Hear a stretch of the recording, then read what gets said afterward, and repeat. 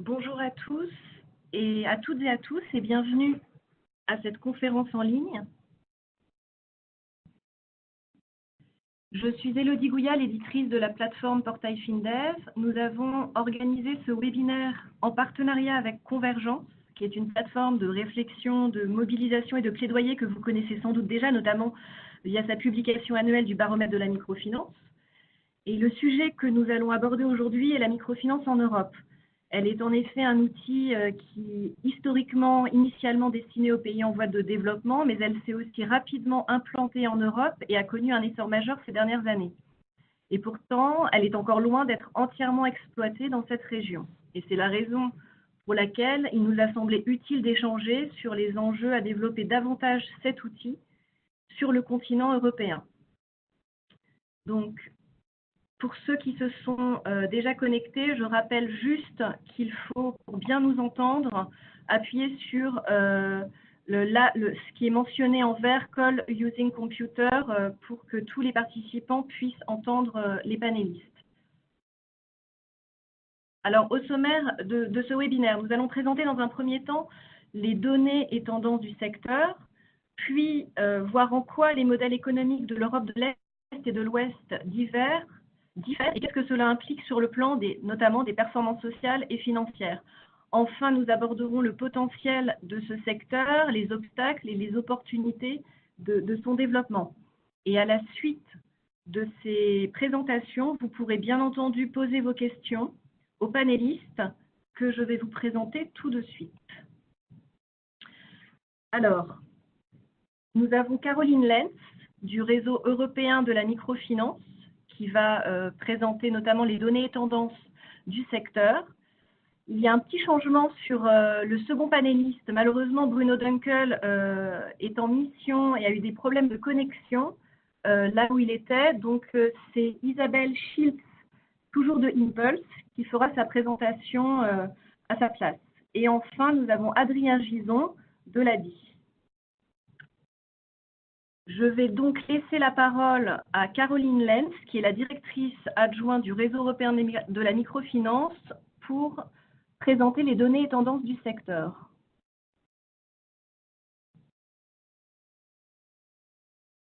Caroline, vous avez la parole. Oui, bonjour tout le monde et merci à Élodie et son équipe pour l'initiative et cette invitation. C'est avec plaisir que j'entends l'intérêt que vous portez à la microfinance dans le Nord. Élodie, il faudra juste me donner le contrôle sur les slides, peut-être? Normalement, c'est bon. Ok, parfait, pardon. Donc voilà, quelques mots sur mon organisation avant de rentrer dans le vif du sujet. IMN est un réseau de 114 acteurs de microfinance en Europe, dont principalement des praticiens, mais on y trouve aussi des organisations qui, par exemple, facilitent l'accès au crédit à travers de la prestation des services non financiers, des investisseurs, des chercheurs, etc. Les membres sont tous actifs dans la microfinance en Europe et il s'agit donc des IMF qui sont basés et travaillent en Europe. L'IMN promeut la microfinance comme un outil dans la lutte contre l'exclusion sociale et financière à travers de l'auto-emploi et la création de micro-entreprises. Notre mission est basée sur deux piliers.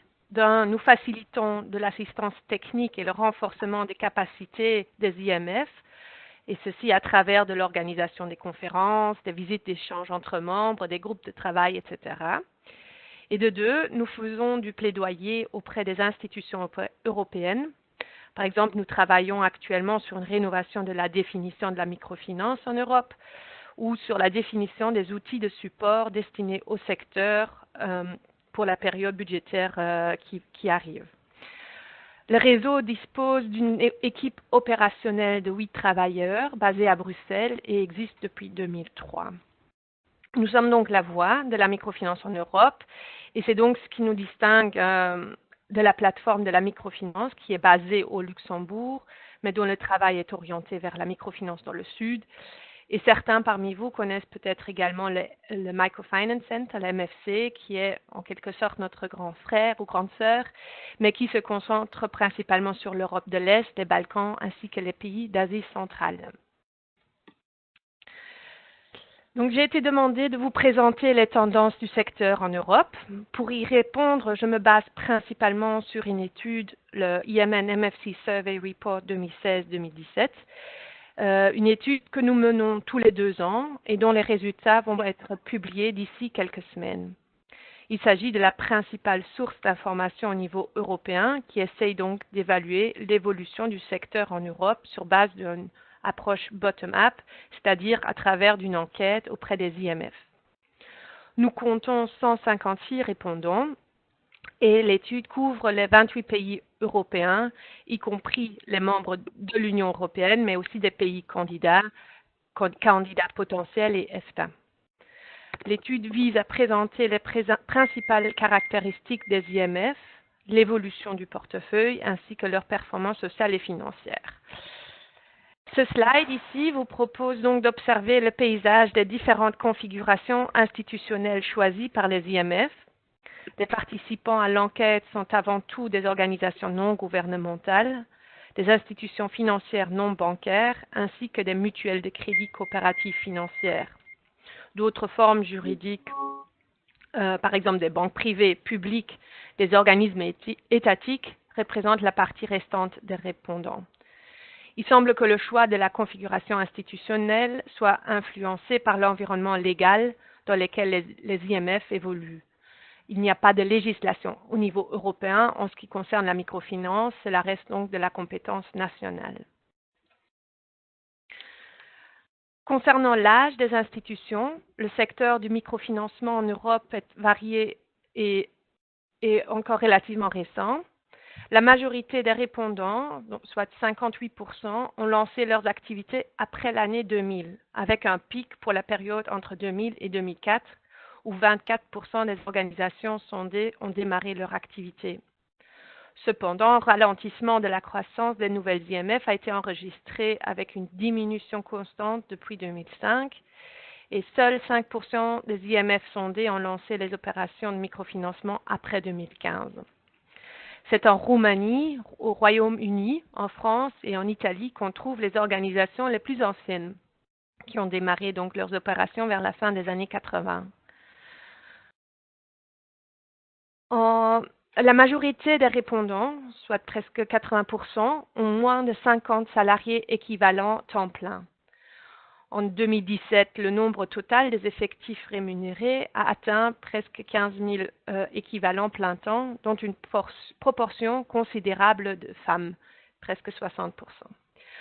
En moyenne, les IMF des pays de l'Est sont plus grandes. Elles emploient 30% plus de personnes comparées à leurs pendants dans les pays de l'Ouest.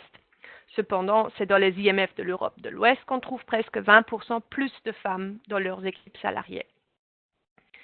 Les plus grandes organisations, avec plus de 200 staff, se trouvent en France, en Albanie et en Espagne.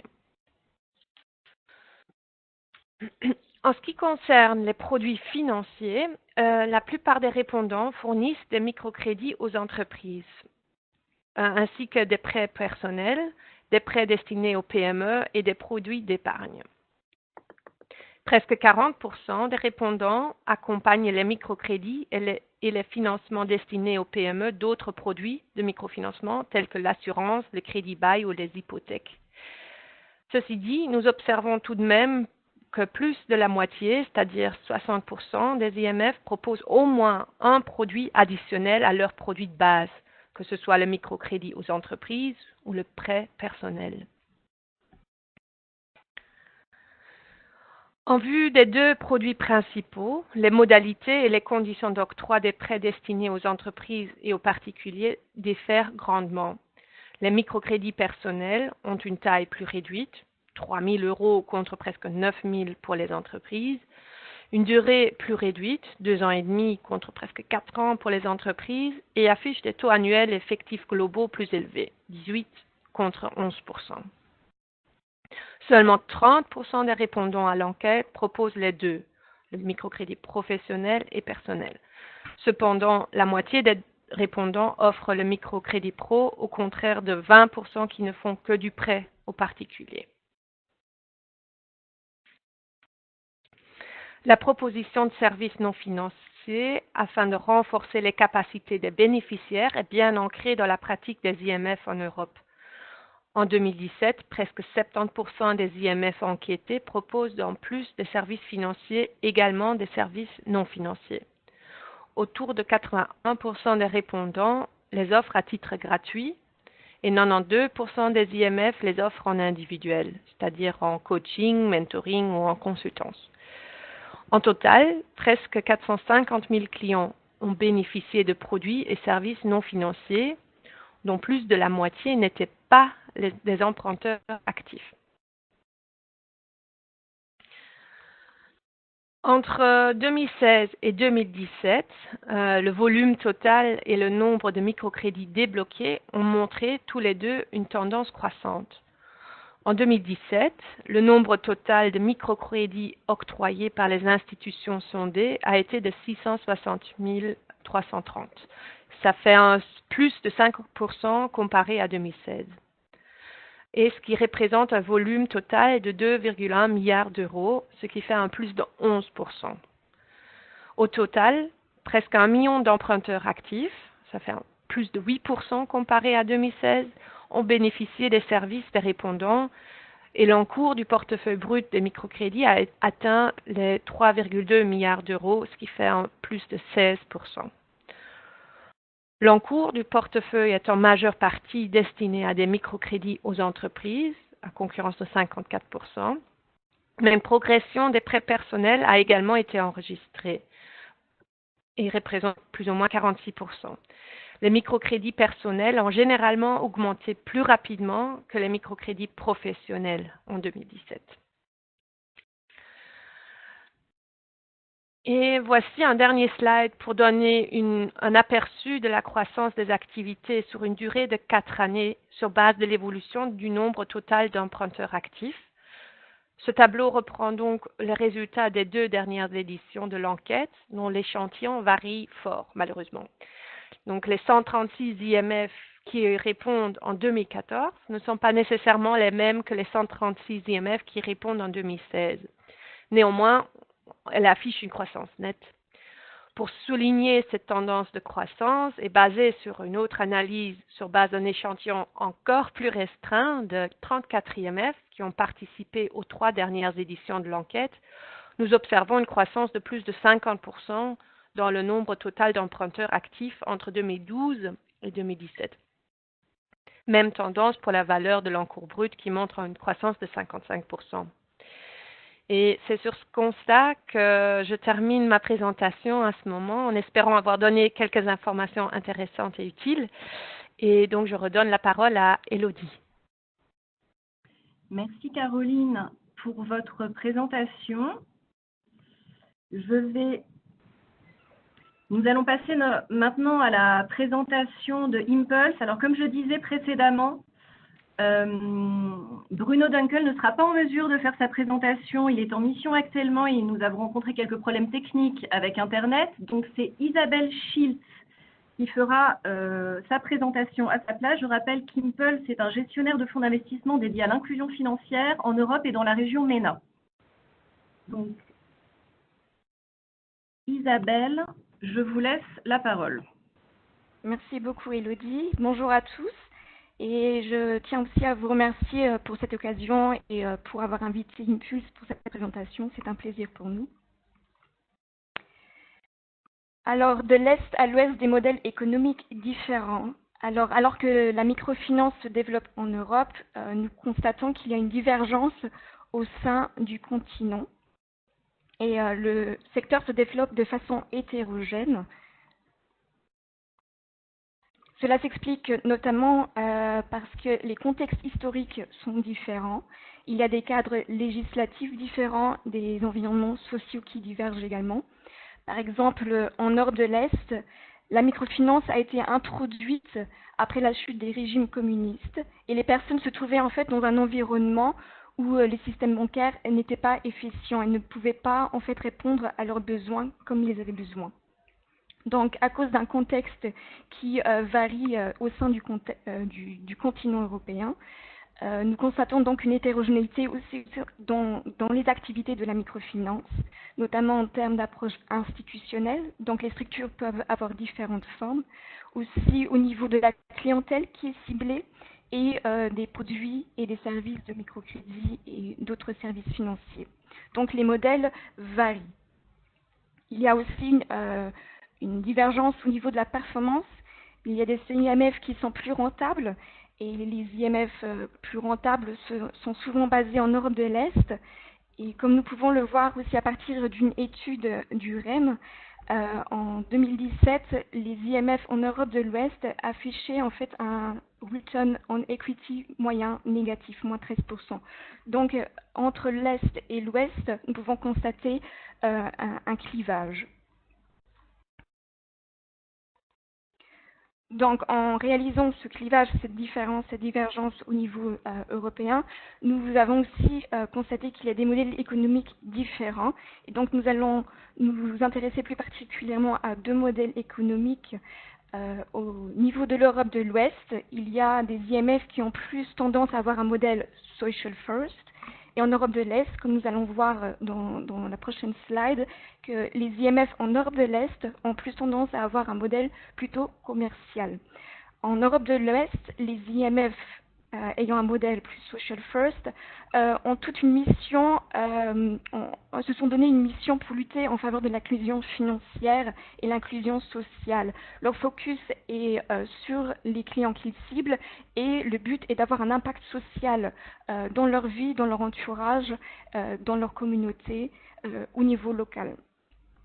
Les clients que ces IMF ciblent incluent les micro-entrepreneurs, les individus qui n'ont pas eu accès à un crédit bancaire, à un crédit traditionnel, les personnes qui bénéficient des aides sociaux, les personnes qui se trouvent au chômage, des jeunes, des moins jeunes, les minorités ethniques, les migrants et bien plus d'autres.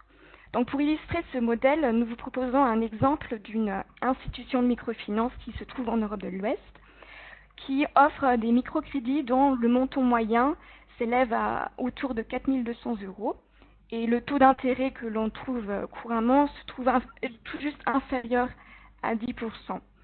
La plupart des IMF offrent des services d'accompagnement et de coaching pour les clients finaux et qui se font souvent en relation avec les bénévoles qui se trouvent parfois dans un réseau et qui accompagnent donc les clients. La particularité de ce modèle est que les institutions sont fortement dépendantes des subventions et sont financées par des subventions privées et publiques. Et les banques ne sont pas considérées comme des acteurs de compétition, mais plutôt en tant que partenaires. On voit des modèles où des institutions reçoivent une ligne de crédit des banques qui jouent un rôle de partenaire, ou alors elles travaillent avec les banques ensemble, où le client peut avoir un crédit tout de suite auprès de la banque. Il existe donc différents modèles à ce niveau-là aussi. Au niveau de la performance, le rendement de ces institutions pour le côté financier est plutôt faible, mais comme l'indique leur mission, en fait, que le but est d'avoir un impact social, le rendement sociétal est très fort. En revanche, le défi majeur pour ces institutions est donc cette dépendance des subventions, ce qui, en fait, aussi engendre une difficulté à trouver de l'autonomie institutionnelle et de contrôler, en fait, leurs coûts. Donc, après avoir vu ce modèle plutôt à caractère social first en Europe de l'Ouest, nous constatons que beaucoup d'IMF en Europe de l'Est ont opté pour un modèle plus commercial. Le but est de lutter contre l'exclusion financière et de soutenir l'entrepreneuriat, les micro-entrepreneurs. Dans ce modèle, le focus est plutôt basé sur la performance financière, mais pour certaines IMF, la performance sociale n'est jamais loin. Et concernant la clientèle ciblée, les IMF ciblent les micro-entrepreneurs, les individus qui eux aussi n'ont pas accès au crédit bancaire traditionnel, les personnes qui se trouvent au chômage. On retrouve aussi souvent des mineurs, des agriculteurs, des jeunes et des seniors. Pour illustrer ce modèle commercial, nous avons donc pris un exemple d'une institution de microfinance qui se trouve en Roumanie. Et le microcrédit moyen proposé aux clients est équivalent à 6 300 € à un taux qui vacille autour de 20%. Il y a aussi des services d'accompagnement et de coaching proposés aux clients et selon les cas, ces services peuvent être gratuits ou sont payants. Contrairement aux institutions dont leur modèle est plus social first, les modèles des institutions qui ont opté pour un modèle commercial sont moins dépendants des subventions. Et on retrouve aussi des IMF qui en fait sont poussés par leurs investisseurs privés à évoluer vers un modèle plus commercial. Et en Europe de l'Est, les IMF sont traditionnellement plus rentables et en fait, cette rentabilité est portée aussi par une augmentation du crédit moyen, par le crédit à la consommation. Et elles sont donc traditionnellement plus pérennes, plus durables et trouvent aussi plus facilement de l'autosuffisance.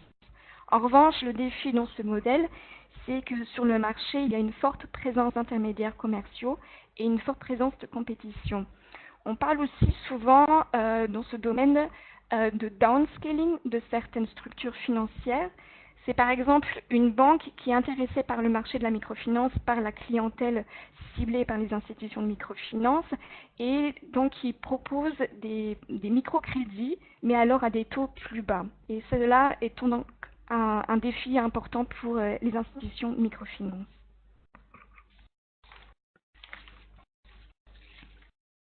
Donc après avoir vu le modèle Social First et le modèle commercial, pour illustrer cela, nous vous proposons donc un exemple de Copest et de son portefeuille, de ses clients. Nous avons fait une petite analyse sur une trentaine d'IMF. Donc Copest est un fonds d'investissement qui a pour vision de donner accès à des services financiers responsables et de contribuer à l'inclusion sociale et économique. Et pour cela, Copest en fait soutient des structures qui ont un caractère social en Europe centrale et en Europe de l'Est, en leur apportant de la dette subordonnée et de la dette senior. Ces structures peuvent être des institutions microfinance, des credit unions, des banques coopératives. Et en fait, Copest est géré par Impulse, qui est en fait un gestionnaire de fonds d'investissement qui gère Elenos et Copest, qui sont en fait qui servent des structures en Europe et qui gère aussi CopMed, qui est un fonds qui soutient des structures dans la région MENA. Et Copest en fait cible les pays en Europe centrale et en Europe de l'Est.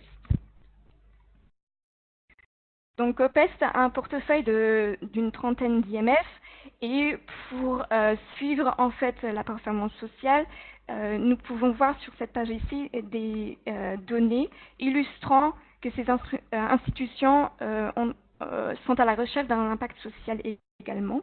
Donc on voit que les institutions de microfinance ont pour mission de promouvoir et de soutenir les micro-entreprises, de lutter en faveur de l'inclusion financière, en faveur du développement local, de la création d'emplois, etc. Et comme nous pouvons le voir, Copest a pu contribuer à la création et au maintien de plus de 67 000 emplois et à la création de plus de 2500 nouvelles activités économiques génératrices de revenus.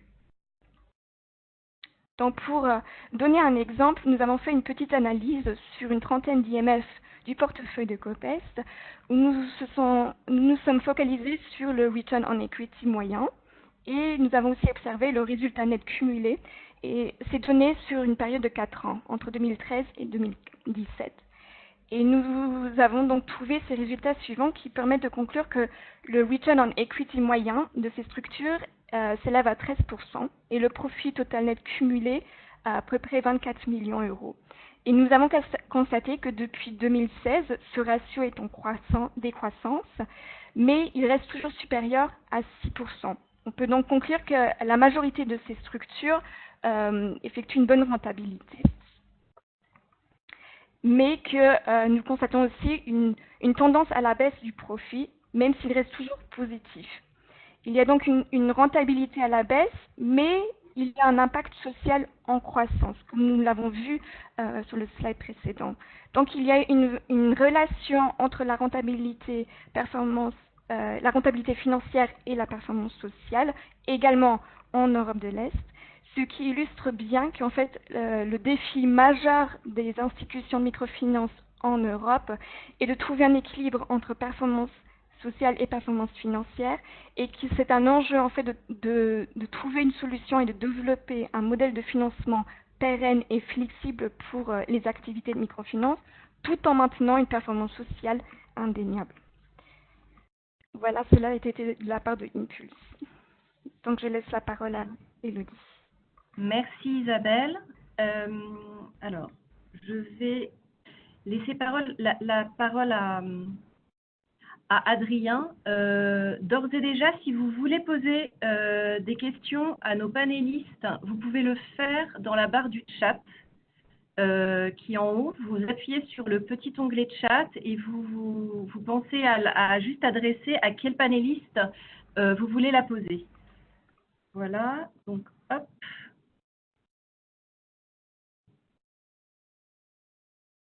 Adrien, je te laisse la parole.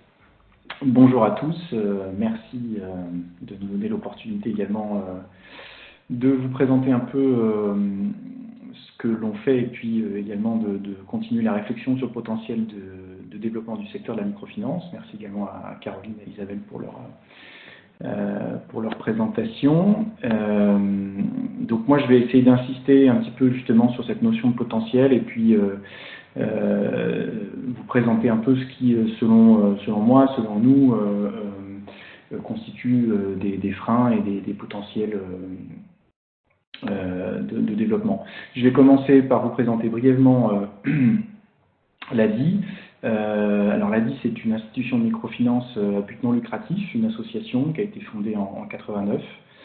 Par Maria Novak, qui s'inspirait des pratiques de microcrédit qu'elle avait pu observer au Bangladesh, et qui donc a trois missions principales: financer des entrepreneurs qui n'ont pas accès au crédit bancaire, les accompagner à travers des services non financiers, d'accompagnement de groupes individuels sur différentes thématiques, pour les aider à préparer leur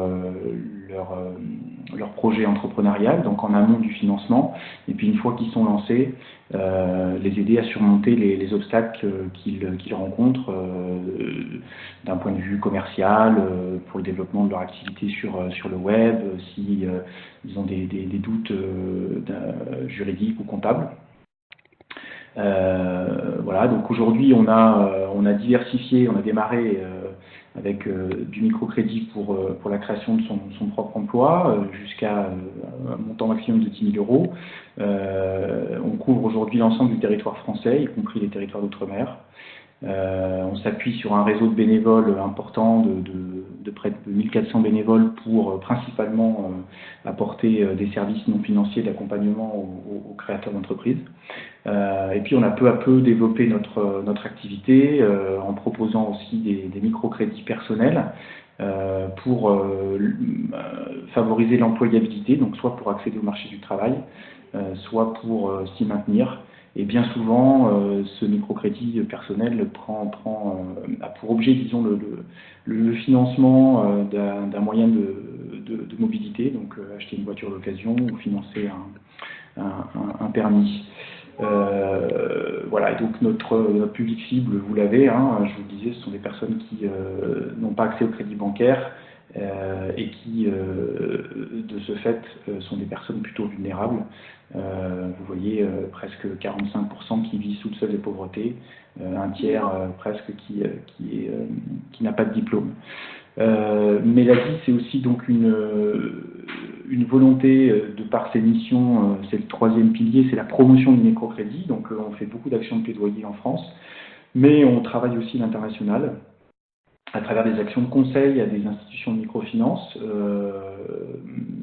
et puis des programmes ou des projets d'échange, de coopération avec d'autres acteurs de la microfinance, en Europe, dans le bassin méditerranéen principalement, et puis aussi sur les pays frontaliers des territoires d'outre-mer français, et avec l'ambition de continuer à développer cette activité aussi dans d'autres parties du monde, notamment en Afrique. Voilà, donc on a co-créé depuis 2005 institutions de microfinance, auquel on apporte un appui technique. Et puis, on a aussi des missions plus ponctuelles d'assistance technique et de conseil en Algérie, en Espagne, en Libye, en Turquie, auprès des réfugiés syriens. Voilà. Alors, pour ce qui est de l'état du secteur, je passerai très rapidement parce que Caroline et Isabelle vous ont déjà planté le décor de façon très pertinente et très détaillée.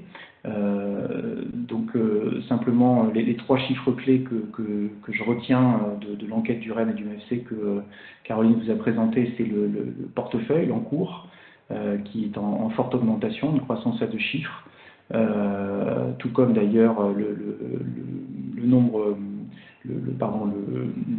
la valeur des microcrédits décaissés en 2017, qui croît de 16%, et puis un nombre d'emprunteurs actifs qui atteint le million en 2017, avec une croissance là aussi importante. Cette croissance, il est important de préciser, Caroline l'a dit, qu'elle est fortement portée aussi par la croissance des prêts personnels, qui sont donc un amalgame assez important de prêts qui vont en Europe de l'Est, de prêts qui visent à aider des familles à améliorer leur résidence, qui peuvent être aussi des prêts qui aident les familles vulnérables à couvrir des frais de dépenses ou de scolarité pour les enfants. Mais qui peuvent aussi être des prêts, comme je le disais, c'est le cas de l'ADI, nous on se focalise là-dessus, des prêts qui visent à améliorer l'employabilité des clients, soit en leur permettant d'accéder à l'emploi, soit en leur permettant de s'y maintenir, et je parle bien d'emploi salarié. Donc le secteur est en forte croissance, il est pas uniquement porté par la croissance des prêts personnels, mais c'est quelque chose qui est important de préciser quand même.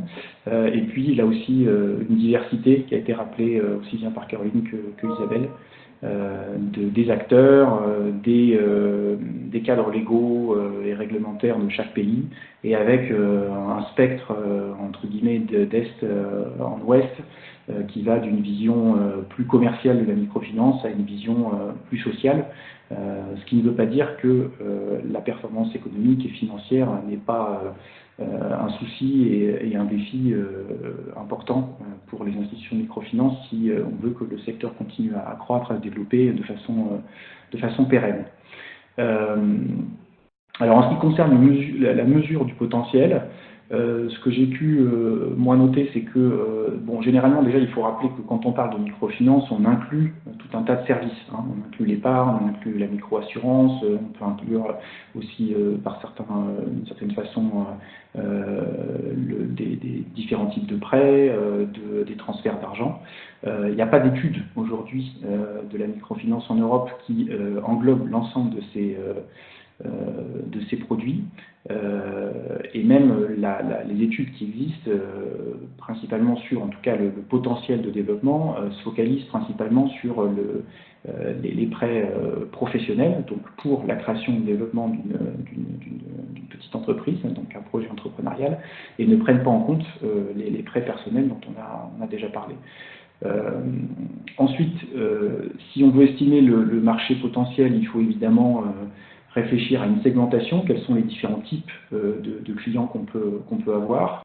Là, je vous ai présenté ici deux grandes familles, on va dire. D'une part, les entrepreneurs potentiels, donc c'est ceux qui sont sur le point, ou qui ont l'idée de créer une entreprise professionnelle, ou ceux qui sont déjà en activité. Voilà, donc ensuite, il faut, et c'est ce que fait l'étude que vous pouvez retrouver d'ailleurs sur le site du réseau européen de la microfinance, l'institution que représente Caroline Dens aujourd'hui, où en fait on s'aperçoit qu'il existe des statistiques qui permettent un petit peu, des données qui permettent, des études qui permettent de se focaliser un peu plus. Quand on parle des entrepreneurs potentiels, on va essayer de se focaliser plutôt sur des personnes qui sont en situation menacée de pauvreté, parce qu'on sait que c'est le public cible, le public cœur de la microfinance, et que donc si on veut estimer ce segment-là, il faut rajouter à cette catégorisation d'entrepreneurs potentiels aussi un critère économique, pour avoir plus de chances de s'approcher en fait de la taille du marché. Pour les créateurs d'entreprises, c'est pareil, on va plutôt se focaliser sur ceux qui ont exprimé un besoin de financement et qui ont recours à des financements plutôt auprès de leur entourage, amis et famille. Pour les personnes en auto-emploi, là évidemment on parle des micro-entreprises, hein, donc c'est ceux qui sont déjà en activité mais qui n'ont pas de salariés. Les micro-entreprises, c'est celles qui... donc là, ces données-là s'appuient en fait principalement sur les données Eurostat, qui est l'agence de statistique de l'Union européenne, et puis GEM, qui est un institut indépendant, donc GEM, hein, Global Entrepreneurship Monitoring, qui réalise des enquêtes sur des échantillons représentatifs pour essayer de mesurer un peu la prévalence de l'entrepreneuriat dans chaque pays, entre autres. Voilà, et donc là, quand on parle des micro-entreprises en activité, c'est pareil, ce sont celles qui sont en activité depuis plus d'1 an et qui déclarent que l'accès à des financements est un de leurs problèmes principaux. Et donc on peut supposer que ce sont des clients potentiels de la microfinance. Et puis enfin, les exploitants agricoles individuels, qui là pour le coup s'appliquent plus à l'Europe de l'Est, un peu moins en Europe de l'Ouest, puisque même si ça peut être des clients potentiels, ils sont, le volume, en tout cas dans les pays d'Europe de l'Ouest, est plus négligeable. Alors, sur les études qui existent actuellement, toujours focalisées sur le microcrédit professionnel, hein, je précise encore une fois, il y avait 2 études qui ont été réalisées par le passé. La première ne prenait en compte que la première famille, on va dire, le premier segment, donc les entrepreneurs potentiels. Et donc, vous voyez que les résultats sont plutôt,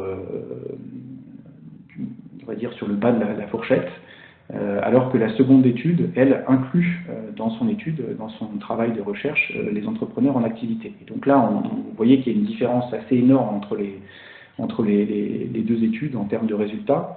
Et donc, il est probable que le résultat soit un peu plutôt entre les 2. Ces études-là, je les ai appelées top-down parce que c'est des études qui se basent principalement sur des données statistiques communautaires et pas forcément nationales, qui donc, par exemple, vont avoir tendance à prendre le microcrédit moyen en Europe, sauf que, comme vont expliquer Caroline et Isabelle, il y a une grande diversité, et d'un contexte à l'autre, on va avoir des montants moyens qui sont complètement différents, donc c'est difficile comme ça d'arriver à une estimation assez précise. Il y a une nouvelle étude qui est plus récente, celle-là, que je vous encourage à aller voir, parce que là, je vais vous le présenter très rapidement, mais si vous voulez en savoir plus, elle est disponible aussi sur le site du Réseau européen de la microfinance. Et qui va combiner en fait une approche top-down, donc avec des données consolidées, des données statistiques consolidées au niveau national, avec pour déterminer le marché potentiel, qui va s'appuyer aussi sur des données nationales, et notamment pour définir ce qu'on appelle le marché accessible, puisqu'ils font la différence dans cette étude entre le potentiel total et puis ce qui est effectivement accessible. Alors la différence entre les deux, en fait, c'est quand on parle du marché accessible, on parle de ce que on se base sur le réalisé, sur ce que les institutions de microfinance font déjà, sur la croissance qu'on observe et que Caroline nous a déjà présenté également. Et puis on va essayer de prendre en compte aussi le cadre légal, la pénétration du marché dans chaque pays, le développement du secteur bancaire, est-ce que la couverture bancaire, l'exclusion financière d'un pays ou un autre va varier, et donc la quantité de personnes qui pourront être effectivement, qui pourraient être des clients potentiels de la microfinance va varier. Pour vous donner un exemple, bon, il y a des pays où de toute façon, prenons le cas par exemple de la France, le microcrédit au sens où nous on le pratique, il est plafonné à 10 000 euros. La définition qui vous a été présentée du microcrédit au niveau européen, c'est de 25 000 euros. Donc entre les deux, il y a un gap important et que nous, par exemple, on n'est pas à même de couvrir. Voilà. Donc en prenant en fait toutes ces données-là, en les consolidant, on arrive à quelque chose qui est beaucoup plus proche de la réalité. Et vous voyez qu'en 2015, alors je n'ai pas la donnée 2017, mais en 2015, le réalisé c'était 917 millions d'euros. Et on estime que le potentiel pour 2020 serait de 1,139 milliard. Voilà, donc un potentiel qui est certain, et donc il est certain que le secteur va continuer à croître. Ensuite, la question qu'on peut légitimement se poser, c'est est-ce qu'on peut aller plus loin, comment, pour essayer de se rapprocher plutôt du potentiel total qui, lui, est estimé à 17,4 milliards. Donc il y a quand même là aussi un écart important entre ce qui est accessible et puis ce qui pourrait être potentiellement la taille du marché et de l'action de la microfinance. Donc ça veut dire que le besoin est là, la demande est là, mais qu'il va falloir que le secteur continue d'évoluer pour continuer à croître et à se développer et essayer de remplir sa mission, qui est celle évidemment de servir le plus grand nombre de personnes qui peuvent avoir besoin des services de microfinance. Alors les obstacles que je peux mentionner, c'est cette fameuse hétérogénéité dont on a parlé. Parfois, il y a un vrai monopole bancaire, c'est le cas par exemple en Grèce, où donc les institutions de microfinance qui existent sont obligées de passer par des banques, donc ça crée tout un tas de problématiques et ça freine évidemment le développement du secteur. Parfois, il y a des lois trop spécifiques qui vont empêcher les institutions de microfinance de prêter au-delà de 5 000 €. C'est le cas de la Bosnie-Herzégovine, par exemple, ou dans le cadre de la France, comme je le disais à l'instant. Parfois, il y a un vide juridique. Dans tous les cas, cette hétérogénéité, elle n'est pas forcément favorable au développement homogène et fort du secteur. Des régulations trop strictes, je viens d'en parler. Dans certains cas, les institutions de microfinance n'ont pas le droit de collecter de l'épargne, c'est même souvent le cas, puisque très peu le font. Les taux d'intérêt, alors là, ça relève du cadre réglementaire, mais aussi d'une barrière psychologique, notamment à l'Ouest. On a vu le cas là, présenté par Isabelle en Roumanie de cette institution qui pratique des taux de 20 à 22%. En Europe de l'Ouest, on est plutôt généralement en dessous de 10%. Parce qu'il y a une vision sociale de la microfinance, qu'on dépend beaucoup aussi des financements extérieurs et qu'il y a un frein psychologique à avoir des taux d'intérêt trop élevés, alors même qu'une augmentation raisonnable de ces taux-là ne pénaliserait pas les clients, mais pourrait avoir un impact très bénéfique sur la rentabilité financière des institutions. Et puis il y a régulièrement des rumeurs, des bruits de couloir, des discussions au niveau de l'Union européenne qui viseraient, en tout cas un courant de pensée qui est là, qui existe, même si ce n'est pas matérialisé pour l'instant par une législation ou un encadrement des taux d'intérêt, mais il y a cette idée-là qu'il faudrait encadrer les taux d'intérêt. Donc ça, c'est quelque chose qu'il faut avoir à l'esprit et sur lequel il faut être vigilant en tant que secteur. Et puis sur le cadre réglementaire, je voudrais quand même parler en 2 mots des freins à l'entrepreneuriat, parce que là on parle beaucoup de la microfinance, mais il faut aussi prendre en compte l'entrepreneuriat et tous les freins qui peuvent exister. Alors il y a des exemples, il y en a plein, hein. Le fait de devoir avoir un diplôme absolument pour pour être coiffeur, le fait c'était le cas en Belgique, je crois que ça ne l'est plus aujourd'hui, de passer un test pour avoir le droit de créer son entreprise quand on n'a pas un diplôme universitaire. Et de mémoire, il me semble qu'une microstart en Belgique avait fait passer le test à un membre du gouvernement belge qui avait échoué au test. Donc pour vous dire un peu la difficulté que le test devait représenter.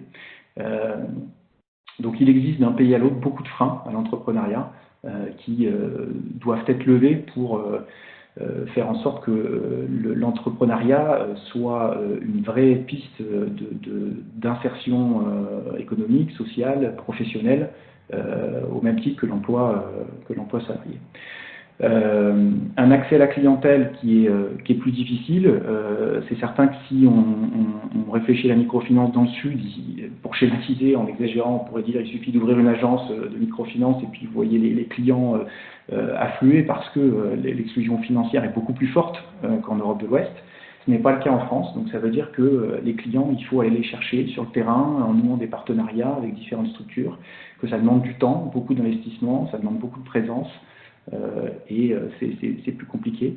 Et puis aussi parce que, et bon, ça, évidemment, ça c'est une chose très positive, et c'est encore plus vrai en Europe de l'Ouest, mais il y a un maillage administratif, des prestations sociales importantes, bref, un état-providence qui fait que se lancer dans l'entrepreneuriat est vu comme risqué et plus compliqué, et ça ne facilite pas aussi le fait d'avoir plus facilement accès à des gens qui diraient « Ok, je décide de me lancer et je lance mon entreprise ».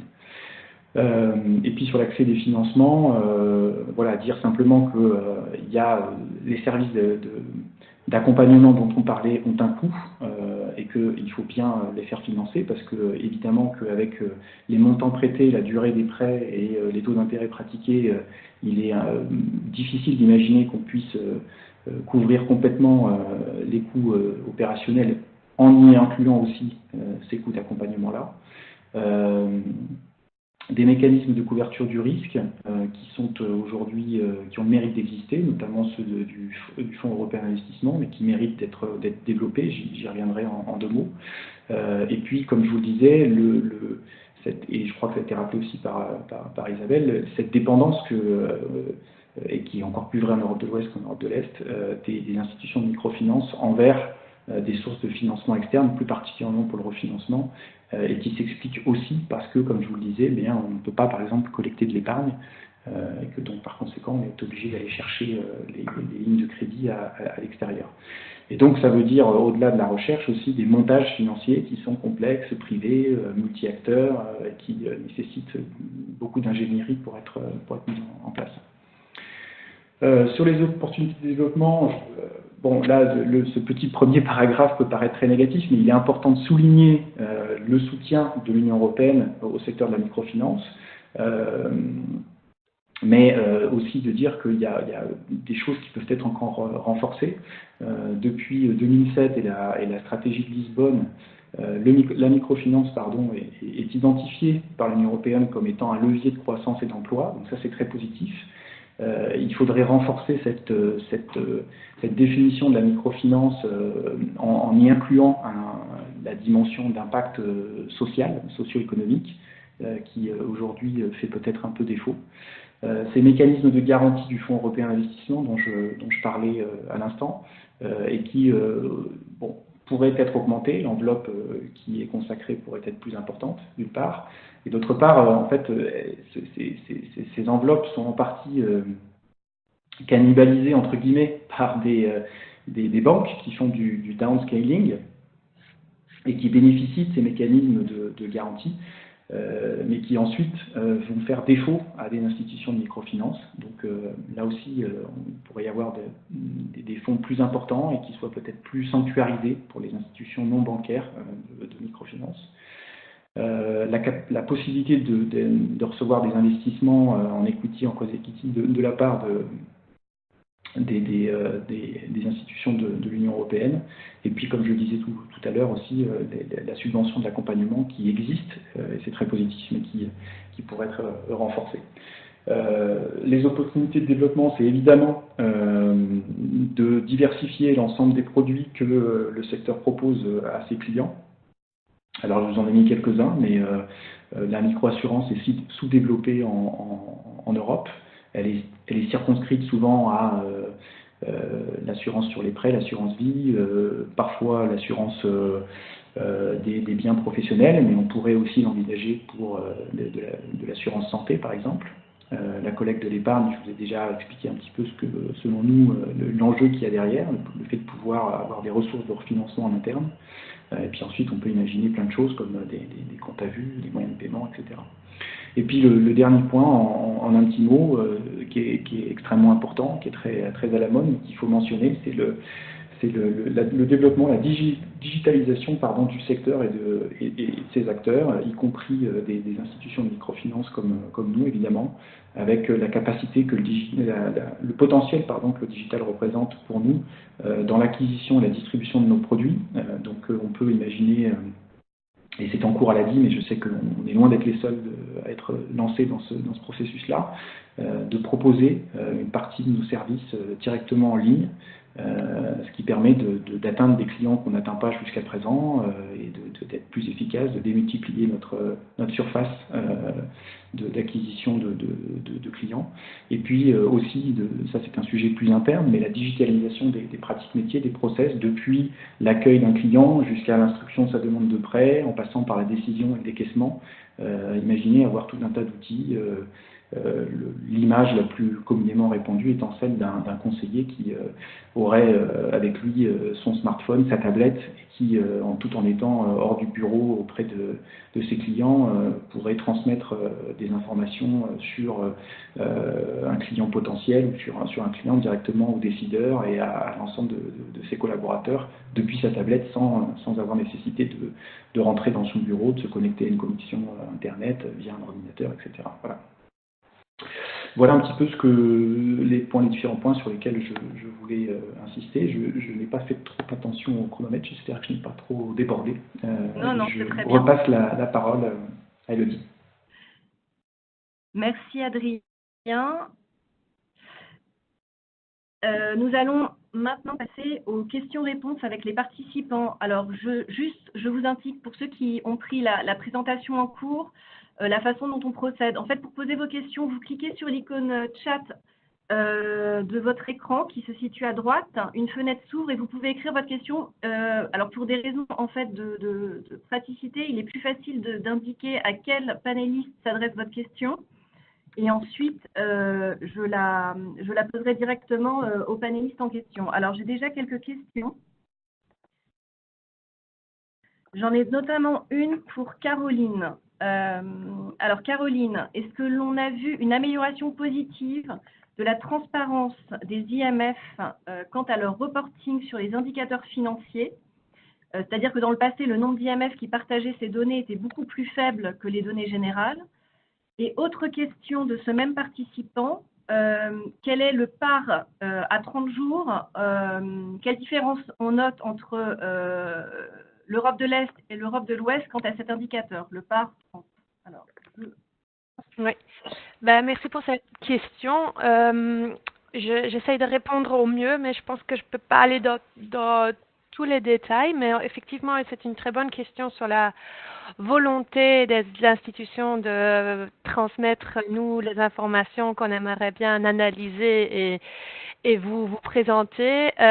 Effectivement, et la tendance, elle est toujours là. On a effectivement un taux de réponse plus élevé pour les données plus générales, celles que je vous ai présentées notamment.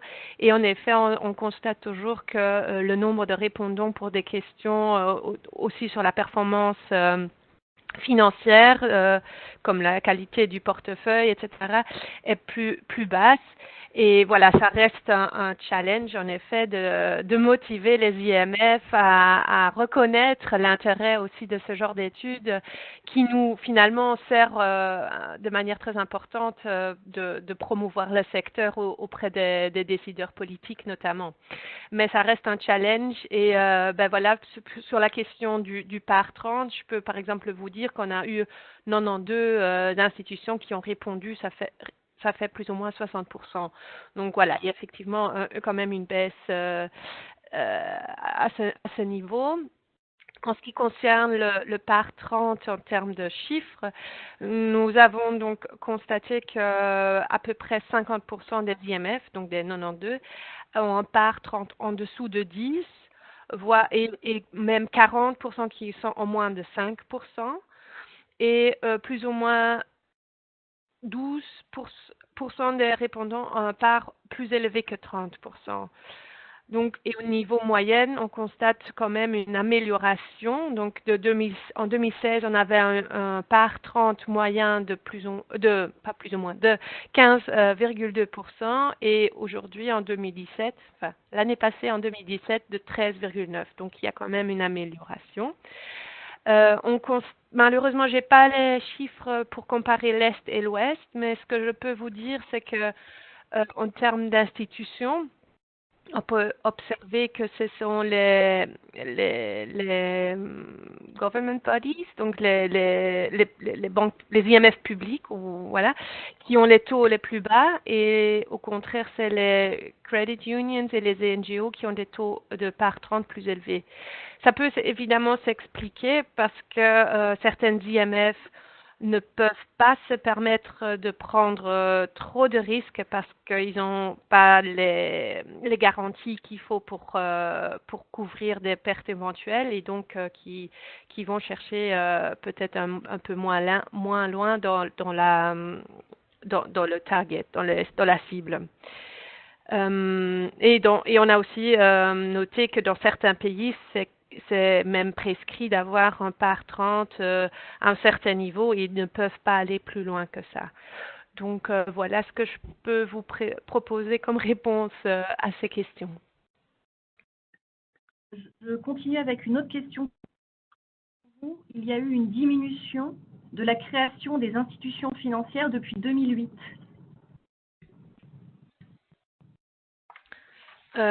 Oui, je pense que c'était sur ma slide. J'essaie de la retrouver. En effet, on a trouvé que il y a un pic de création entre 2000 et 2004, et depuis, on observe un ralentissement dans la création d'IMF. Voilà, donc toujours, ça concerne toujours les IMF, évidemment, qui nous donnent les informations. D'accord, très bien. Alors, j'ai des questions pour Isabelle. Alors, Isabelle, j'ai deux questions pour vous. Vous notiez à un moment donné dans l'une de vos slides une relation inverse entre la rentabilité financière décroissante et la rentabilité sociale qui était en augmentation dans l'étude réalisée par Impulse.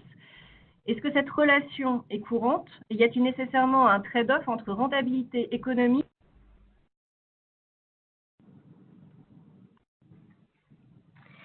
Merci beaucoup pour cette question.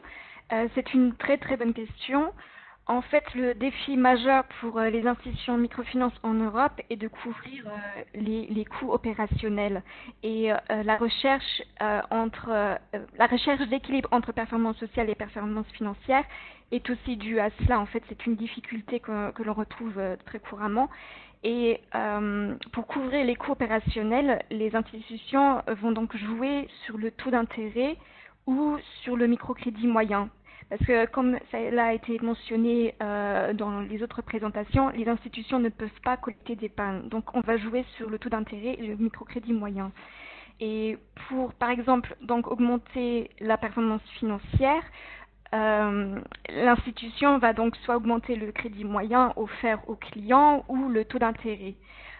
Mais par exemple, si on augmente le microcrédit moyen, on risque d'exclure une bonne partie de la population en besoin d'un microcrédit parce que du coup, le montant moyen sera plus élevé et les microcrédits de faible montant ne seront plus attribués. Et donc, on risque d'exclure une population qui est peut-être plus vulnérable. Et donc, la performance sociale ne sera pas aussi importante. En revanche, si une institution de microfinance veut augmenter sa performance sociale, avoir plus d'impact social pour toucher une population plus vulnérable, elle va donc proposer des microcrédits moyens moins élevés, mais donc la rentabilité sera plus faible également. Donc c'est un enjeu qu'on retrouve au sein de la microfinance sur tout le continent européen, et c'est un défi, oui, qui est très connu par les institutions.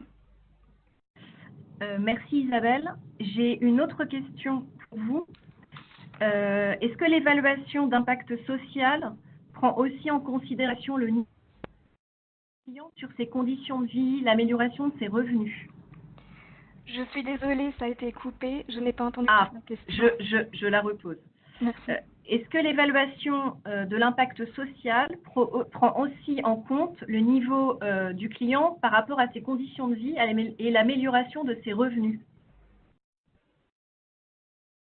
Cela peut se faire par une institution de microfinance, mais par rapport à notre portefeuille, nous regardons donc les indications par rapport à la création d'emplois, si on va si on focalise plutôt les zones urbaines ou rurales, si on sert aussi les femmes et les hommes, mais par rapport à cette indication, ça peut être fait par l'institution de microfinance même.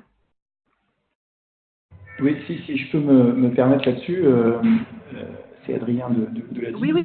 Effectivement, il y a en fait, on peut mesurer l'impact social de plein de façons différentes. Hein. Il y a effectivement une dimension qui est celle de la caractéristique, les caractéristiques des clients, pour essayer de mesurer leur niveau d'exclusion sociale et financière. Donc, on va prendre leur revenus au moment où ils ont sollicité un prêt, leur niveau d'études, leur âge, le niveau d'études, etc. Et le niveau d'exclusion financière, est-ce qu'ils avaient accès ou pas à des services. Et puis ensuite, on peut aussi faire, donc ça c'est quelque chose qu'on fait, c'est une récolte de données qu'on fait au moment en fait où on va financer une personne et qui nous permet ensuite de s'assurer que l'institution reste dans le cadre de la mission qu'elle s'est fixée. Et puis ensuite, on peut faire effectivement des enquêtes périodiques, tous les 2-3 ans, pour mesurer l'impact de l'action de la structure à travers le financement, mais aussi à travers les services d'accompagnement. Et là, mesurer évidemment la satisfaction des clients, quel type de services ils ont utilisé, et puis enquêter effectivement sur leur situation, aussi bien de façon objective, est-ce que leurs revenus augmentent ou pas, quels sont leurs revenus, quelle est leur situation, est-ce que l'entreprise est toujours active ou pas, est-ce que leurs revenus ont augmenté, et puis aussi de façon subjective, pour essayer de comprendre quelle est leur perception de leur situation personnelle, parce que c'est aussi une donnée importante. On sait que parfois le revenu en lui-même n'augmente pas, mais le simple fait d'être actif, d'être passé d'une situation de chômage à une situation dans l'entrepreneuriat, même si dans les premières années le revenu est identique, il y a une satisfaction et un bien-être qui n'est pas mesurable économiquement, mais qui peut être mesuré comme ça sur la base d'une enquête et qui, quelque part aussi, rentre en ligne de compte dans la performance sociale de l'action de la microfinance. Merci de t'avoir pour te poser 2 autres questions de la part des participants. Une première qui est pourquoi les exploitants agricoles ne sont pas comme entreprises. Et une seconde par rapport aux réfugiés. Les réfugiés en Europe posent un défi mais aussi une opportunité pour le secteur de la microfinance en Europe. Quelle est votre position sur ce sujet? Et les questions me sont adressées, c'est ça? Oui, ça coupe, tout en à fait. fait. J'ai pas entendu. Et oui. alors du coup, j'ai pas entendu la première sur les exploitants agricoles. Oui. Donc la première, c'est pourquoi les agricoles ne sont pas classés comme entreprises? Ah non, si, ils le sont. Alors je me suis mal exprimé.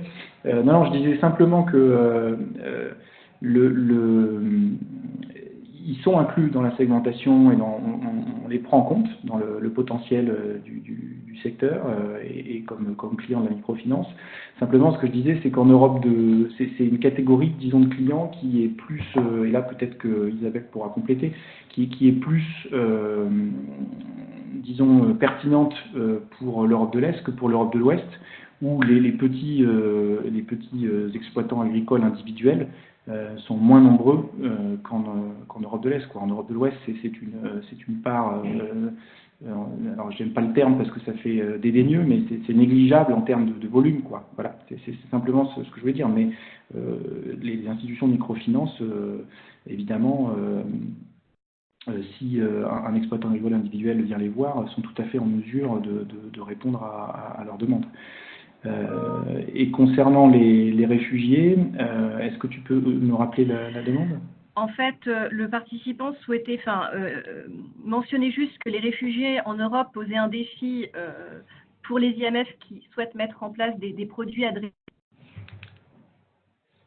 pour le secteur de la microfinance sur la zone Europe. Et quelle est votre position sur ce sujet? Est-ce que, par exemple, l'ADI propose des produits pour cette cible-là? Oui, alors je vous invite d'ailleurs il y a une conférence qui a eu lieu en début de semaine, lundi, au Club de la microfinance de Paris. Et si vous tapez sur un moteur de recherche, vous pouvez trouver ce site. Et il y a une conférence qui a eu lieu lundi justement sur cette thématique-là. Alors pas uniquement sur l'Europe, mais où j'ai présenté notamment ce que fait l'ADI. En faveur des réfugiés. On a démarré depuis 2 ans maintenant un projet pilote qui vise justement à mieux monter en compétences, mieux servir ce type de clients pour lesquels évidemment la microfinance peut être et l'auto-emploi peut être une solution d'insertion professionnelle, économique, sociale. Et bon, plus généralement, ce qu'on observe, en 2 mots, je ne m'étendrai pas sur ce qu'on fait, mais ce qu'on observe, c'est que il y a un besoin. Aujourd'hui, il n'est pas suffisamment considéré. En tout cas, les initiatives dans le domaine restent assez limitées parce que c'est un public pour lesquels la question n'est pas tant quel type de produit on va leur proposer, parce que les différents experts sur la question, les différentes études qui ont été menées s'accordent sur le fait que c'est pas nécessairement, il ne faut pas nécessairement développer des nouveaux produits pour les servir. En revanche, ce qu'il est important de faire, c'est de développer une approche qui soit propre à ce segment de personnes, de clientèle. Et ça demande du temps à se mettre en place parce qu'il faut que les chargés de clientèle, les conseillers crédit, les conseillers accompagnement apprennent à connaître cette catégorie de population, adaptent un petit peu leur approche, nouent des partenariats avec des associations et d'autres structures locales qui prennent en charge déjà cette population dans le cadre de l'accompagnement social, économique et d'aide au logement qui leur est prodigué. Donc les choses se mettent en place en Italie aussi, en Belgique, MicroStart, en Italie je pense à Permicro, mais ce sont des choses qui mettent du temps à se mettre en place. Mais oui, c'est un sujet sur lequel l'ADI travaille de façon assez active. Merci Adrien. Alors j'ai à tout ce qui est mobile qui s'adresserait à l'ensemble des panélistes, mais peut-être qu'Adrien, tu peux commencer par t'exprimer. À un moment donné, vous parliez de l'importance de la technologie pour le développement de la microfinance. On constate en ce moment un essor des fintech, du mobile banking. Ces nouveaux services ont-ils vocation à remplacer les IMF ou alors y a-t-il complémentarité? Alors, je vais prêcher pour ma paroisse en disant que, à mon sens, ça n'a pas de vocation à remplacer les institutions de microfinance. En revanche, il est certain que c'est une tendance de fond et que les acteurs traditionnels, comme l'ADI, doivent s'emparer de ces nouvelles technologies, saisir ces nouvelles opportunités. Et donc, je pense notamment à ce que... alors ensuite, bon, il y a des contextes différents. Je pense par exemple à ce que Taïsir, qui fait partie du réseau des institutions de microfinance co-créées par l'ADI, a fait en Tunisie avec le mobile banking. Mais on est dans un contexte où il y a beaucoup plus de gens qui effectivement sont exclus financièrement, qui n'ont pas de compte bancaire, pas de facilité de paiement, et donc là ça prend tout son sens. En Europe, je pense que ce serait peut-être un peu moins pertinent. En revanche, nous travaillons actuellement à l'ADI, par exemple, pour vous donner une idée, à une collaboration avec une fintech de façon à développer, en s'aidant de la technologie de l'intelligence artificielle et des chatbox, une interface qui permettrait aux personnes intéressées par un financement auprès de l'ADI d'avoir une conversation, si je puis dire, humaine avec un robot ou un algorithme permettant d'affiner en fait le profil de la personne, l'objet de sa demande, ce qu'elle veut en faire, etc. Et de façon à ce que ça nous permette, nous, de qualifier un peu mieux la demande et ensuite, dans une deuxième étape, de proposer un accompagnement qui soit adapté vraiment au profil et aux besoins de la personne de façon très agile, très rapide. Et donc là, on voit bien qu'il y a une complémentarité très forte entre ce que peut proposer le secteur de la FinTech et les nouvelles technologies et un accompagnement personnalisé, humanisé, humain, avec un accompagnement physique qui prendrait le relais, entre guillemets, sur cette première étape digitale. Voilà.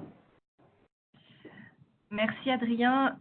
Isabelle, est-ce que vous voulez ajouter quelque chose par rapport à cette question des FinTech? Non, tout a été dit.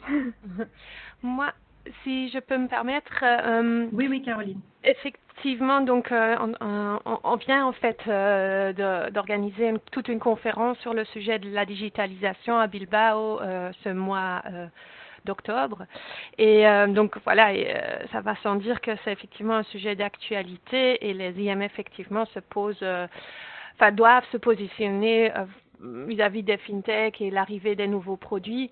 On observe un grand intérêt général. Les IMF sont très intéressés par des solutions qui se proposent. Enfin, Adrien a mentionné le chatbot et il y en a d'autres initiatives comme ça.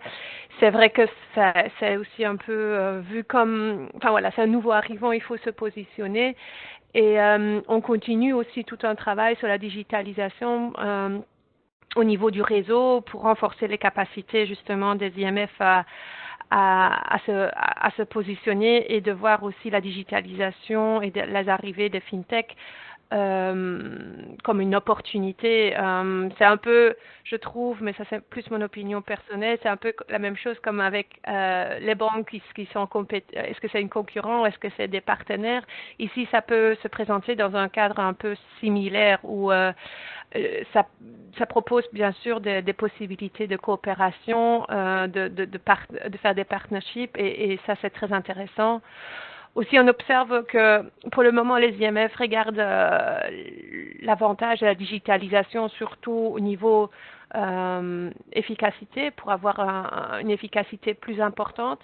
Mais nous pensons aussi qu'il y a peut-être encore certainement plus qu'un pas à faire, mais aussi de voir la digitalisation vraiment comme un choix stratégique et de voir les opportunités vraiment à un très haut niveau. Donc, pas seulement les solutions, comment je peux améliorer mon efficacité sur le terrain, mais vraiment incorporer ça dans la structure sans devenir une fintech complète, mais quand même d'avoir une approche plus englobante, si je peux le dire comme ça. Donc, on travaille et on continue de travailler là-dessus et notamment, on a prévu maintenant en 2019 de travailler sur, sur l'étude, à publier des cas d'études, de voir un peu ce qui se passe sur le terrain, mais aussi de travailler avec des clients et de voir avec les clients dans quelle mesure est-ce qu'ils demandent aussi une digitalisation. Voilà, pour prendre en compte aussi ce point de vue qui me semble absolument important dans ce sujet. Ouais. Alors, juste pour rebondir 2 secondes, effectivement, ça c'est une donnée et ça me ramène à une des questions précédentes sur la mesure de la performance sociale. Et c'est effectivement quelque chose, cette digitalisation et le partenariat avec des fintechs qui va poser des questions sur la performance sociale du secteur, parce que dans performance sociale, il faut aussi inclure protection des clients. Et donc effectivement, ce que disait Caroline est très vrai, puisque ça va changer les pratiques, mais il va falloir aussi être très vigilant à ne pas oublier le point de vue des clients, à ne pas exclure des personnes qui n'auraient pas encore pris le train en marge de la digitalisation. Donc ça ouvre tout un tas de champs de questionnement assez passionnants pour le futur. J'ai toujours une question toujours relative à l'avancement du mobile banking dans la zone Europe. Justement, on me demande, est-ce qu'on note des disparités entre l'Est et l'Ouest par rapport à l'utilisation de ces nouvelles technologies? Caroline, peut-être, ou Adrien? peux pas directement répondre à la question parce que par manque d'informations. On n'a pas mené d'études très spéciales à ce niveau, enfin pour vraiment différencier Est et Ouest. On voit plutôt quelques, on dirait, early adopters, donc des institutions qui se positionnent plus rapidement, qui prennent le devant dans ce genre de thématique. Et je le vois pas spécialement que ce soit une question de région géographique. Donc, on voit aussi bien des organisations qui prennent le devant dans l'Est que dans l'Ouest. Voilà, je pense pas pouvoir dire beaucoup plus sur cette question à ce moment. D'accord. Adrien, est-ce que tu souhaites rajouter quelque chose? Non, j'ai pas nécessairement beaucoup plus d'informations que ce que vient de dire Caroline. D'accord, très bien. Alors, en fait, j'ai une dernière question venant d'un participant qui concerne la performance sociale et me demande quels outils sont utilisés pour mesurer la performance sociale des institutions financières dans la zone Europe. Sont-ils les mêmes que ceux utilisés pour celles situées dans les autres régions du monde? Et donc, je pense qu'il fait référence aux outils notamment de mesure de la performance sociale créés par Cerise. Alors, est-ce que Adrien ou Caroline ou Isabelle? Oui, alors peut-être sur effectivement une des références, c'est le SPI, Social Performance Indicator, où là on voit, on peut, il y a plein de dimensions différentes, dont la protection des clients que je parlais, mais aussi la façon dont l'institution de microfinance va gérer l'ensemble de ses salariés, la transparence envers les clients, le fait de mesurer aussi l'impact social et économique que son activité va avoir sur ses clients. Donc là, effectivement, j'invite les participants à aller voir ça de plus près. Moi, en 2 mots, je peux témoigner sur ce que fait l'ADI. En fait, on a plusieurs outils. Le premier, c'est un peu cet indicateur d'exclusion économique et financière que je mentionnais tout à l'heure, où on collecte en fait des données qui nous permettent de mesurer qu'on est bien en phase avec notre mission initiale, c'est-à-dire offrir des services financiers et d'accompagnement à des personnes en situation de vulnérabilité. Donc on va mesurer selon différents types d'indicateurs l'exclusion financière et sociale des individus. Voilà. On a un deuxième élément qui est plus en lien avec ces enquêtes terrain qu'on fait de façon périodique, où là on mesure la satisfaction, on mesure l'impact, l'amélioration de la qualité de vie des individus. Et puis on a récemment aussi sur l'impact réalisé, alors là c'est plus impact économique, mais une étude qui nous permet de mesurer l'ensemble des coûts évités pour la collectivité et qui nous, in fine, nous permet de dire que chaque euro investi en fait dans l'ADI rapporte au bout de 2 ans 2,4 € à la communauté, parce que les personnes qu'on finance qui étaient avant au chômage ou bénéficiaires des minima sociaux et qui donc recevaient une aide sociale de l'État sont devenus des entrepreneurs qui payent des impôts, qui payent des taxes, des charges sociales et qui donc contribuent quelque part au fonctionnement de la collectivité dans sa globalité. Voilà, donc c'est un peu comme ça que nous on mesure l'impact, et puis on se soumet aussi effectivement au SPI de Cerise pour mesurer notre performance sociale et identifier les axes d'amélioration. Merci Adrien. Il y a une dernière question que je propose de prendre, c'est pourquoi les IAM sont orientées plus commerciales alors que celles de l'ordre de l'eau? Et n'y a-t-il pas moyen de trouver un équilibre entre justement cet objectif social et commercial? Je propose de la poser à Isabelle dans un premier temps. Oui. Cela est en fait dû à comment le secteur s'est développé en Europe. En fait, en Europe de l'Est, les institutions de microfinance se sont développées après donc la chute des régimes communistes, et donc les personnes étaient dans des situations très vulnérables et pour peut-être créer leur petite activité d'entreprise, ne parvenaient pas à avoir en fait des outils financiers parce que le système bancaire n'était pas efficient en fait. Donc c'est dans ce contexte-là que les institutions de microfinance se sont développées et donc c'était un but commercial pour pouvoir en fait les personnes avec des services financiers. Alors qu'en Europe de l'Ouest, les personnes peuvent être au chômage et bénéficier de services sociaux. Donc en fait c'est un contexte tout à fait différent. Et les institutions de microfinance se sont aussi donc développées, mais peut-être avec, en optant un modèle donc plus social first. Mais ce que je veux aussi ajouter, c'est que en fait, même si une institution de microfinance opte pour un modèle plus social first, cela ne veut pas dire qu'elle ne veut pas chercher à être à l'équilibre financièrement. Elle va chercher à avoir un profit ou à couvrir ses coûts opérationnels. Ça ne veut pas dire que c'est soit l'un ou l'autre, mais c'est que la recherche de rentabilité financière sera plus difficile et à la fin, la rentabilité financière est plus faible que la plupart des IMF qui ont opté pour un modèle plus commercial. Donc oui, c'est difficile de trouver un équilibre entre les deux pour une institution de microfinance, mais cela ne veut pas dire qu'une institution social first n'est pas intéressée à rechercher en fait cet équilibre financier.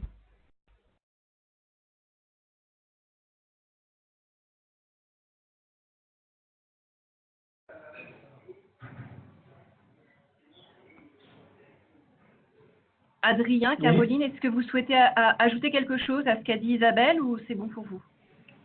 Non, je trouve ça très complet. Effectivement, c'est une question de placer le curseur. Hein. C'est jamais complètement l'un ou complètement l'autre, en tout cas très, très rarement. Après, je pense qu'il y a différents points qui ont été mentionnés aussi bien par Isabelle que par moi sur les raisons un peu historiques hein, et puis le contexte. J'ai mentionné lors de mon intervention, par exemple en Europe de l'Ouest, un contexte avec un État-providence plus fort, avec l'existence aussi du coup de subventions, donc nécessité faisant loi dans un pays peut-être d'Europe de l'Est où l'État, la puissance publique est moindre, où il y a moins cette culture d'État-providence, il y a également moins de subventions, et donc si l'institution veut survivre, il faut absolument qu'elle couvre ses coûts. Ça l'amène aussi à faire des choix, investir moins peut-être dans les services non financiers d'accompagnement, avoir des taux d'intérêt effectivement un peu plus élevés, de façon à couvrir ses coûts et à dépendre moins de ressources externes. Cette pression-là est moindre en Europe de l'Ouest, même s'il ne faut pas la sous-estimer, parce que on ne peut plus aujourd'hui demander des subventions et en obtenir sans montrer qu'on a un équilibre et un modèle économique sain et équilibré, justement, entre revenus propres et subventions ou financement extérieur. Et par conséquent, même s'il a dit il y a un focus historique social très fort, la pression économique et la rentabilité économique, elle est aussi fait partie aussi de notre stratégie de développement. Il faut que notre modèle économique soit sain. Donc il faut qu'on trouve des façons alternatives d'augmenter notre marge nette, pas uniquement en augmentant le montant des microcrédits ou en augmentant le taux d'intérêt pour les raisons que j'évoquais plus tôt. Mais je pense que c'est plus effectivement un curseur qu'on place un peu plus d'un côté ou de l'autre de l'axe, mais qui s'explique par un contexte et par une histoire aussi propre à chaque institution, hein, au-delà même des contextes nationaux. Merci Adrien. Caroline, est-ce que vous avez un dernier mot à ajouter ou... Oui, non, enfin, je peux juste rejoindre ce que Adrien et Isabelle ont déjà proposé et effectivement que ça dépend vraiment des missions aussi que les IMF se donnent, les conseils d'administration, etc. Et la viabilité, enfin la viabilité économique effectivement dans l'Ouest est encore un questionnement assez important, mais voilà, on a un focus très important sur le social. Je voulais juste rapidement revenir sur les deux autres questions sur la mesure de la performance sociale et de la digitalisation. Je comprends qu'on veut terminer, donc je voulais juste de nouveau faire référence à notre étude qui va donc sortir d'ici quelques semaines. effectivement, on présente là-dedans aussi quelques indicateurs de performance sociale et aussi sur la digitalisation. Et donc, ça peut être très intéressant pour vous donner un aperçu, mais je vais donc pas insister plus que maintenant sur cette question-là. Mais voilà, sachez que ces informations sont disponibles d'ici 2 ou 3 semaines.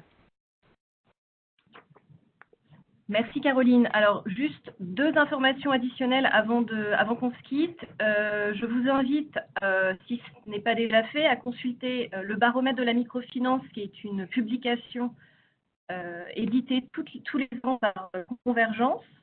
Voilà, vous pouvez la télécharger directement sur le site et vous y trouverez des informations complémentaires sur la microfinance en Europe et pas que, puisqu'elle traite aussi de la microfinance dans les autres régions du monde.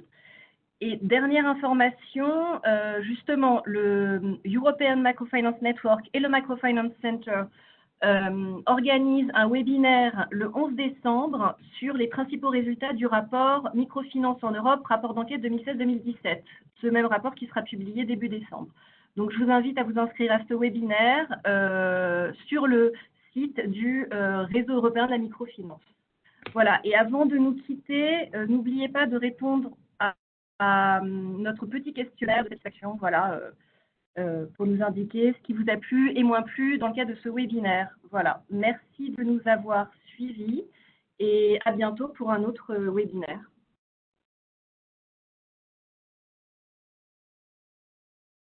Merci à tous, au revoir. Merci.